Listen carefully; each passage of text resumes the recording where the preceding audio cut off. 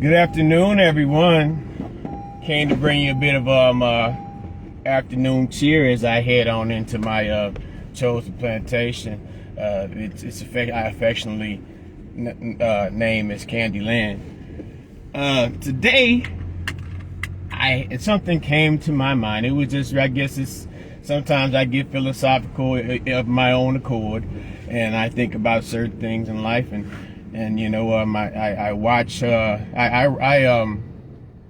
am a admin moderator. I like to say owner of a relationship Facebook page, the Real Beauty of Black Relationships page on Facebook.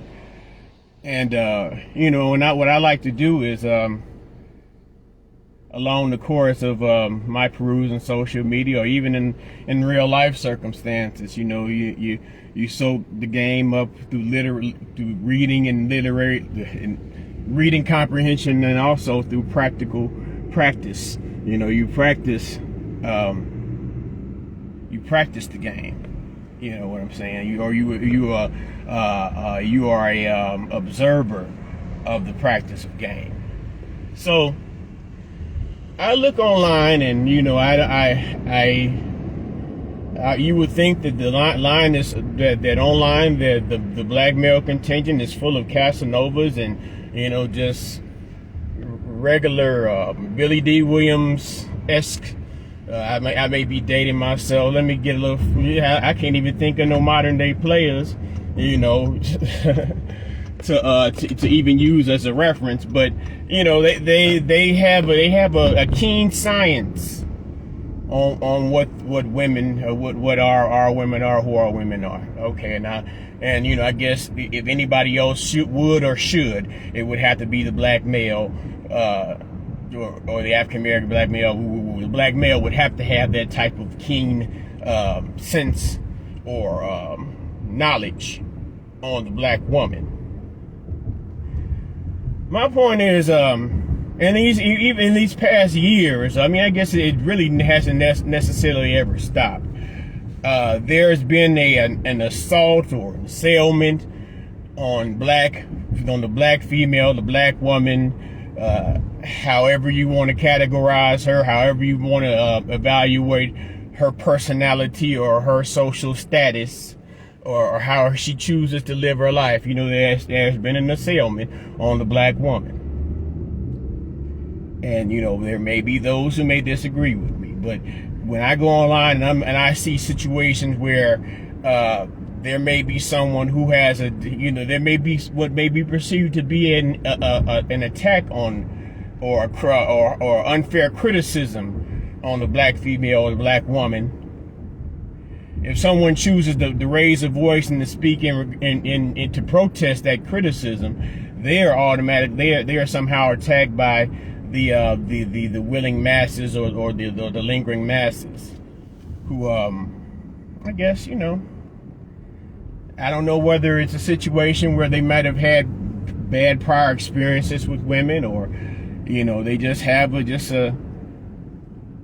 and they might have experienced what they talk about, or they may just have, in my mind, just an aversion toward the black woman or the black female.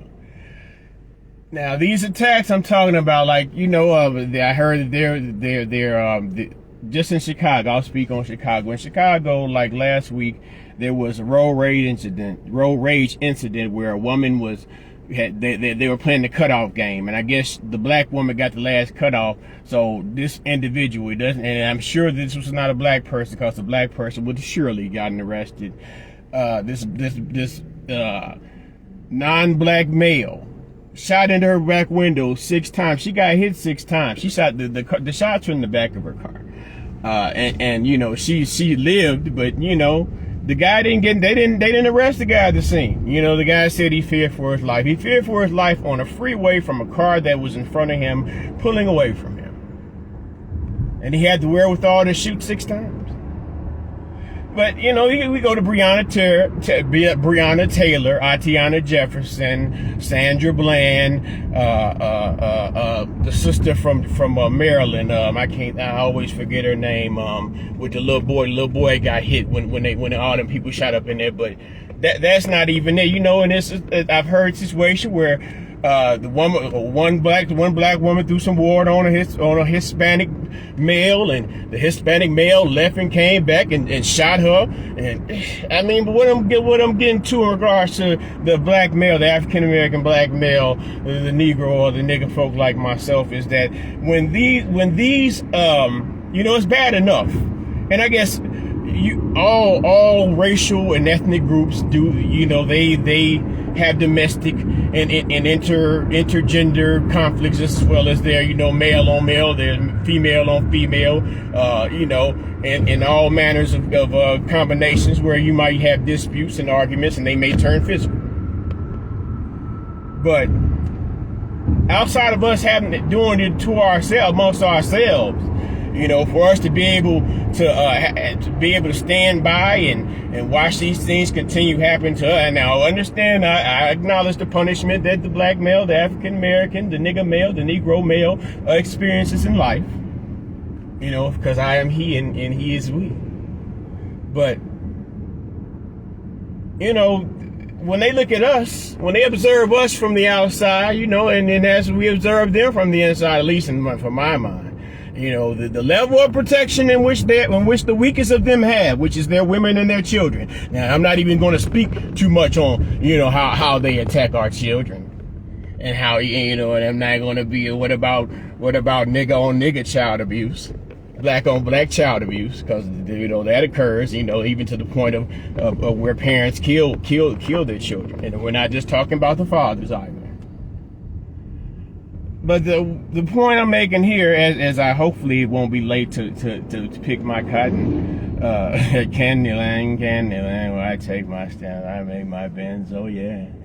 The point I'm trying to make here is in regards to the level of protection. The level of reverence in which we hold for our own kind. Otherwise, we have those individuals who are so ready and they salivate at their mouths like the wolf on the cartoon. And their eyes bulge out, their eyes get to bucking. When they see an exotic, whether she be from alabaster white to lemon meringue yellow. Who's to say?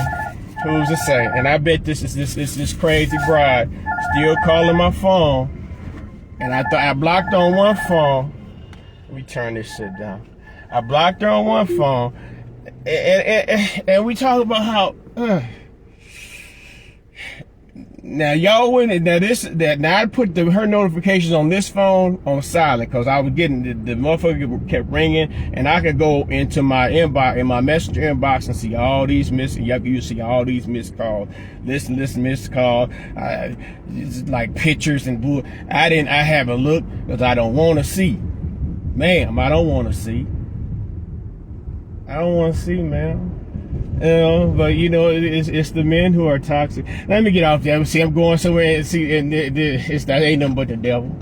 That ain't nothing but the devil trying to divert the conversation, where I'm saying, the black male, the level of protection that the black male and black man gives in regards to this woman, the level of protection, whereas, she's out here and she, and black women, they have a tendency to get mouthy, they're more mouthier than others, but I guess, they have more to shout about, in their mind and in their opinion. And that's fair, but you also have to, like my granny used to say, you gotta, when you got your head in the lion's mouth, you coax the lion. You gotta coax the lion, until you get your head out his mouth. But I don't know. Maybe it's just something about me maybe I just have a lot of women in my family. Maybe it's just something about looking weak. Not that I not necessarily give a fuck.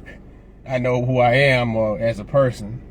But that's all I got to say, man. I got to go. I'm running late. Peace and love, man. Protect and respect the black woman.